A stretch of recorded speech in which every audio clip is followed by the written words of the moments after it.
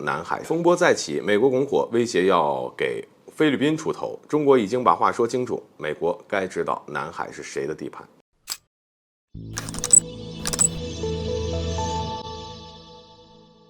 大家好，欢迎来到赵特产观察室。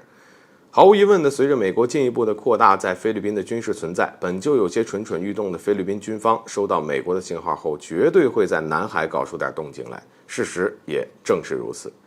美国前脚要走了4个军事基地，后脚菲律宾就在南海挑起事端。菲律宾巡逻艇呢不仅擅闯南沙周边海域，还倒打一耙，指责中国动用了所谓的激光武器。那么如果菲律宾仍处于杜特尔特时期，亦或者美国没有介入进来的话，这件事可能很快就平息。但是呢，菲律宾现在是亲近美国的小马克思当家，持续给中国施加压力的美国，更是在这个时候要走了4个军事基地。这摆明了是要在小马克思时期呢，在南海跟中国碰上一碰。这次菲律宾挑事儿，或许很大程度上就是美国给菲律宾使了眼色。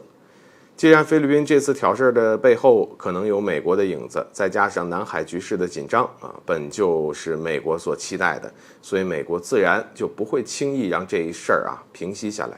为此，在南海风波再起的时候，美国便火上浇油的在这一事件上拱起火来。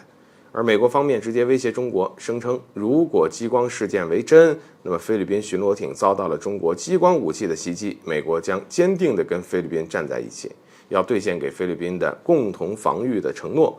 美国的意思很明确，就是要让这一事件再给菲律宾出头，不仅要继续维持这个事件的热度，还要继续呢把影响扩大，让南海局势变得更加紧张。一向好战的美国想要再挑起事儿，也不是1天2天了，那么类似的威胁也没少发出。之前因为躲避恶劣天气，中国渔船在南沙岛礁躲避风雨的时候，菲律宾趁机生事儿，美国也同样是力挺菲律宾，甚至巴不得中国和菲律宾直接打起来。在美国看来呢，对手周边的局势混乱，就越符合美国利益的需求。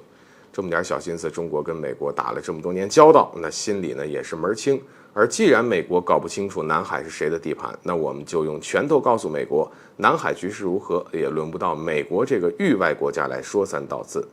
就算这一次激光事件升级，也不过是再来一次2016年的海上对峙。那么当初声称要支持菲律宾到底，要为菲律宾出头的美国，被东风导弹给吓退了。现在中国呢，可能都用不到东风导弹，凭着2个航母编队以及庞大的舰队，就足以让美国吃不了兜着走。当然，有实力归有实力，而中国呢一向对外友好，跟菲律宾也保持着合作关系，所以还是要把话说清楚。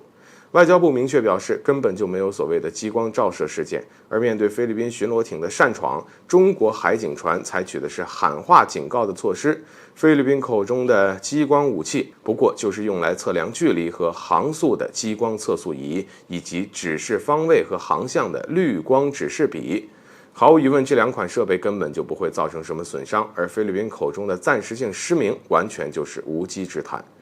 如果菲律宾仍不能冷静下来，非要对中国穷追猛打，还要让美国给自己出头的话，那把话说清楚了的中国就把这当成先礼后兵，让菲律宾知道中国也很有脾气，更会让美国知道南海到底是谁的地盘。好了，本期节目就到这里，欢迎点赞转发，留下您的精彩评论。